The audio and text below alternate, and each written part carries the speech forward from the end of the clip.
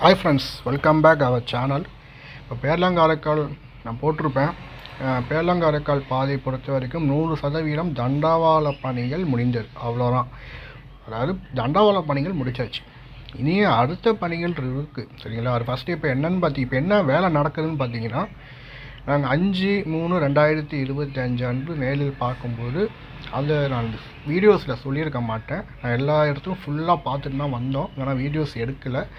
ஏன்னா அடுத்த டைம் எடுத்துக்கலான்னு விட்டாச்சு. ஆனால் சில பேர் கேள்விக்கு திருப்பி கேட்குறீங்க. நான் சொல்வது தண்டவாள பணிகள் மட்டும்தான் முடிந்தது. இனி பணிகள் இருக்குது, சரிங்களா? அதெல்லாம் இந்த மார்ச் இறுதிக்குள்ளே முடிச்சுருவாங்க. மார்ச் இறுதிக்குள்ளே முடித்து சரக்கு போக்குவரத்தை முதல்ல ஆரம்பிப்பாங்க. இதை நான் கிளாரிஃபை பண்ணிக்கிறேன். ஏன்னா இன்னும் வேலைகள் இருக்குது. தண்டவாள பணிகள் மட்டும்தான் முடிஞ்சிருக்கு.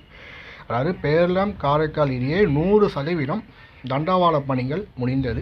இப்போ என்ன பணிகள் நடந்துகிட்ருக்குன்னு கேட்டிங்கன்னா, காரைக்கால்லேருந்து திருநள்ளாறு வரைக்கும் ஏற்கனவே சிக்னல் பணிகள் முடிஞ்சாச்சு. சிக்னல் லைன்லாம் எல்லாம் எடுத்து எல்லாம் கிளியர் ஆச்சு, போஸ்ட்டு எல்லாம் வச்சாச்சு. இப்போது திருநள்ளாறுலேருந்து ஓம் சிக்னல் ஃபிக்ஸ் பண்ணிகிட்டு இருந்தாங்க. நாங்கள் பார்க்கும்போது இந்நேரம் முடிச்சிருப்பாங்க. அதே போல் சிக்னல் வந்து லைனை வந்து இந்த சைடு அப் டு பத்தக்குடி போகிற சைடில் லைனை கொண்டு வந்துட்டு இருந்தாங்க. சிக்னல் லைனை திருநள்ளாறு ரயில்வே ஸ்டேஷன் தாண்டி வந்தாச்சு. அங்கேருந்து அவுட்டர்லேருந்து சிக்னல் வந்து திருநள்ளாறு ரயில்வே ஸ்டேஷனை தாண்டி வந்தாச்சு. இது இப்போலாம் 5/3/2025 நிலவரம். இப்போ என்னன்னு பார்த்தீங்கன்னா, இந்த சைடு அதாவது பேரளத்துலேருந்து பார்த்தீங்கன்னா சிக்னல் ஆரம்பித்து நாங்கள் பார்த்த வரைக்கும் கந்தன்குடி தாண்டி அம்பலவரத்துக்கிட்ட வந்தாச்சு, சரிங்களா? இப்போ வந்து என்னென்னா, இப்போ சிக்னல் போஸ்ட்டு பார்த்தீங்கன்னா, இப்போ நீங்கள் திருநள்ளாறில் ஓம் சிக்னல் ஆரம்பித்து up to Pattakudi railway station before வரைக்கும் சிக்னல் போஸ்ட்டு வச்சுட்டாங்க. ஸோ அடுத்தது என்ன வேலை நடந்துகிட்ருக்குன்னு கேட்டிங்கன்னா, எல்சி வேலைகள் நடந்துகிட்ருக்கு. அடுத்தது என்னன்னு பார்த்தீங்கன்னா, இந்த சைடில் பேரளத்துலேருந்து டுவர்ட்ஸ்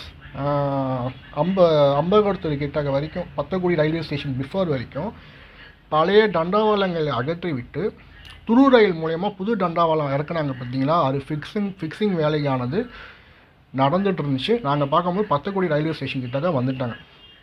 இப்போ அடுத்தது என்னென்னா, இன்னொரு துரு ரயில் ஒன்று வர வேண்டிய பாக்கி இருக்குது. அது பேரளத்துலேருந்து பத்தக்குடிக்கு வந்து பத்தக்குடி ரயில்வே ஸ்டேஷனில் அந்த ஒர்க்கு முன்னாடி முடிக்காமல் இருந்துச்சு, பார்த்தீங்களா? ஸ்டேஷன் பிஃபோர் வரைக்கும் துரு ரயில் வந்துச்சு, புது தண்டவாளம் எடுத்துகிட்டு வந்துடுது. இனி அந்த ஸ்டேஷன்லேருந்து அந்த ஃபேக்ட்ரி சூரக்குடி ஃபேக்ட்ரி வரைக்கும் தண்டவாளத்தில் இறக்கி விட வேண்டிய பாக்கி இருக்குது. கிட்டத்தட்ட பார்த்திங்கன்னா ஒரு 500-600 மீட்டர் இது வரைக்கும் லென்த்து தண்டவாளம், புது தண்டவாளம் தேவைப்படுகிறது. அது இந்நேரம் வந்து இறங்கியிருக்கலாம். ஸோ இதெல்லாம் இப்போ பழைய தண்டவாளம் அழுத்திட்டு புது தண்டவாளம் ஃபிக்ஸ் பண்ணுறதுக்காக அம்பலவரத்தை தாண்டிட்டாங்க. பேரளத்துலேருந்து ஆரம்பித்து அம்பலவரத்தை தாண்டியாச்சு. பேரளத்துலேருந்து சிக்னல் பணிகள் வரல. சிக்னல் போஸ்ட்டு வந்து பார்த்திங்கன்னா திருநள்ளாறுலேருந்து தான் வந்துட்டுருக்காங்க. இங்கேருந்து பார்த்தீங்கன்னா பேரளத்துலேருந்து சிக்னல் லைன் வந்து அம்பலவரத்தை நோக்கி போயிட்டுருக்கு. இப்போ நீங்களே இதை கால்குலேட் பண்ணிக்கோங்க. இது வந்து எப்போ ஆரம்பிப்பாங்கன்னு உங்களுக்கே தெரிஞ்சிடும். இது ரொம்ப பெரிய வேலைகள் இல்லை. ஸோ இதுக்கப்புறம் என்னன்னு பார்த்தீங்கன்னா, இந்த ட்ராக் ஒர்க் முடிச்சு இப்போ அடுத்தது என்னன்னா, எண்ணெய் ஒர்க்கு ஒன்று பாக்கி இருக்குது. எண்ணெய் ஒர்க்கை வர வாரங்களில் நடப்பதற்கான வாய்ப்புகள் இருக்குது. அது ஏன்னா இப்போ எப்படி கால்குலேட் பண்ணி வராங்கன்னா, டோட்டலாக இந்த பழைய ட்ராக்கை ரிமூவ் பண்ணிவிட்டு புது ட்ராக் ஃபிக்ஸ் பண்ணிகிட்டே வராங்க. அப் டு காரைக்கால் வரைக்கும் போக வேண்டி இருக்குது. அதெல்லாம் வர வாரத்தில் கம்ப்ளீட் பண்ணிடுவாங்க.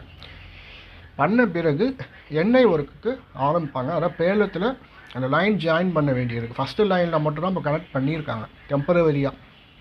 செகண்டு தேர்டு அந்த மீதி தண்டவாளம் இருக்குது, பார்த்தீங்களா?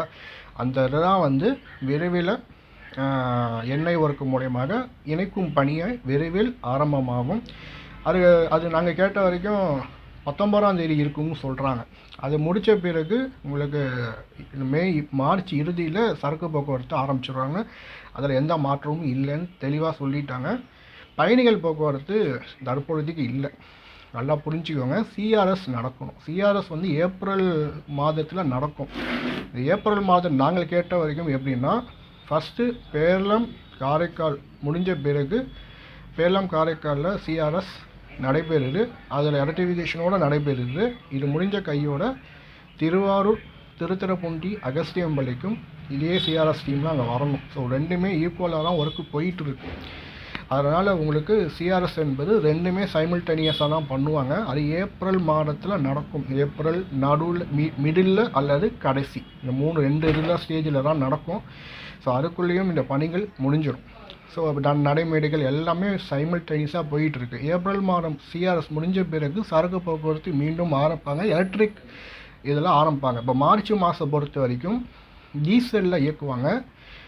ஏப்ரல்லேருந்து எலக்ட்ரிக் டிரான்சாக்ஷன் கொடுத்துருவாங்க. உடனே சிஆர்எஸ் உடனே குட்ஸுக்கு கொடுத்துருவாங்க. பயணிகள் போக்குவரத்து அதுலேருந்து இன்னொரு 10 நாள் ஆகும் கொடுக்கறதுக்கு.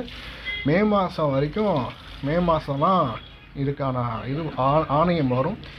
அதுக்கப்புறம் ரயில் எப்போ இயக்குவாங்க என்பது பொறுத்திருந்து நான் பார்க்கணும். ஸோ இது ஃபஸ்ட்டு ஃபேஸ் சரக்கு போக்குவரத்துக்கு தான் முக்கியத்துவம் கொடுப்பாங்க. இப்போயே நானே சொல்லிடுறேன். அதே போல் நிறைய பேர் சொல்கிற ஒரே கேள்வி, இது இந்த பாதை சரக்கு போக்குவரத்து பாதைன்னு சொல்கிறாங்க. அப்படி சொல்கிறவங்களுக்கு நான் ஒரே ஒரு எடுத்துக்காட்டு நான் சொல்லிக்கிறேன். கரூர், நாமக்கல், சேலம் அந்த பாதையும் சரக்கு போக்குவரத்து பாதை தான். ஆனால் இப்போ பார்த்தீங்கன்னா தெரியும், சரக்கு போக்குவரத்து மட்டுமா இயக்குறான்னு கேட்டிங்கன்னா இல்லை. பயணிகள் ரயில் சேவையும் இயங்குகிறது. சிறப்பு ரயிலும் அந்த பாதையில் தான் இயக்கப்படுகிறது. அதே போல் தான் இந்த பாதைக்கும் வரும். அதனால நீங்கள் மைண்டில் ஏற்றிக்குவாங்க. அப்படி நம்பிக்கை இல்லைன்னா நீங்கள் சரக்கு போக்குவரத்துன்னு வச்சுருந்தீங்கன்னா ஸ்டேஷனை திருநள்ளாறில் இவ்வளோ பெரிய ஸ்டேஷன் கட்ட வேண்டிய அவசியம் இல்லை.